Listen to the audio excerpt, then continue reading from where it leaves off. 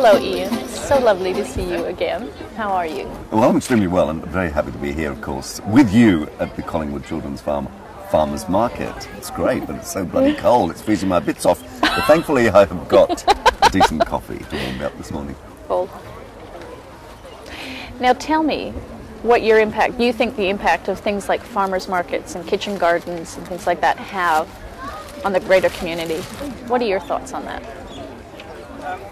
Well, we have to get back to basics. We have to get back to our grassroots, or actually rip up the grass is what I'm saying to people, so that we can actually farm our food. I mean, if we've got global problems with climate change and carbon emissions, then, you know, we're going to have to start doing things smarter, and that means growing our food. Stop freighting it in from Peru, asparagus into Australia from Peru by air. It just doesn't make any kind of sense. So we've got to be more sensible about the way we do things. So we've got to grow more foods. And obviously the success of farmers markets has meant that, you know, we're actually learning about our food, and we're talking to the people who are growing it, producing it. I mean, people here, you know, have been up since 4 this morning, harvesting things and driving in here and selling it to a very welcoming Melbourne population. It's fantastic, and it has to happen.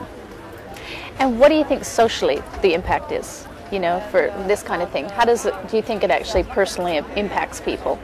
Well, I think that the problem is that communities have become more fragmented, especially in cities, and, you know, people don't know who their next door neighbours are, and this is a community activity. You just have to look at the fact that it's more than just people shopping, which you get in malls and supermarkets. It's actually about people chatting and standing around and talking about stuff that they're buying. So it is bringing community back together again. How do farmers markets compare here in Australia to farmers markets in France? Your experience of obviously having quite a bit of experience going there, and what we see here, what are kind of some of the differences? Well, I spent a lot of time in France, and I have to say that there is really no real comparison except the fact that they are farmers markets. I mean, you know, a farmers market in a medieval village in France, how can it compare with something in the middle of the city like Melbourne? And of course, if you know, I'm involved with the Margaret River Farmers Market, and that's quite different as well. It's in a tourist area, it's in a surfing area. There are only about 6 or 7 real producers of cheese down there, and you know, so it's really quite different. But it's getting there. I mean, you know, this one, for instance, I don't know, there'd be about 80 stalls. I think the essential thing, it has to be about food. It can't be food, and I don't think you can mix up food and craft. I don't think that's the way to go. It has to be about food. And this has got, you know, a lot of the atmosphere that you'd find in France. It's just not part of the culture here to do this kind of thing yet. Although obviously in a certain segment of society, it's part of that. It's become part of their culture. Do you remember the transition where you actually got your vegetables from a supermarket, and then you actually maybe got them from a greengrocer? And did you ever have the supermarket experience? Were you ever a busy person that went to supermarkets to get their food? Of course. Yeah. So I guess a lot of people say to me, farmers market's too hard, it's too much work. Supermarkets made it too easy for people because they could do every bit of shopping in one place, put it in one basket, roll it out to one car, stick it in the boot, drive away. So we lost contact. We lost contact with the butcher, with the greengrocer, with all the people that we got involved with in the past. And you know, it's the laziness that has made it, you know, such an attractive thing, and that's why people have got slack. They say, oh, we haven't got time to do this, so they rush into the supermarket and they buy a lot of crap. You know, the fruit and vegetables are not up to standard, and you know, and they're eating badly, and they're buying a lot of prepackaged food, which of course is full of additives and so on. And you know, one of the great academics in marketing put it very well. UK guy, David Hughes, he said, most of us citizens are citizens on the weekend. On the weekend we get the big weekend papers. We read about how, you know, global warming is affecting us, how we should be eating more better foods. We read all those features and we think about it and we say, yes, let's do it better. And then during the week we become consumers. So it's like, haven't got time for all that.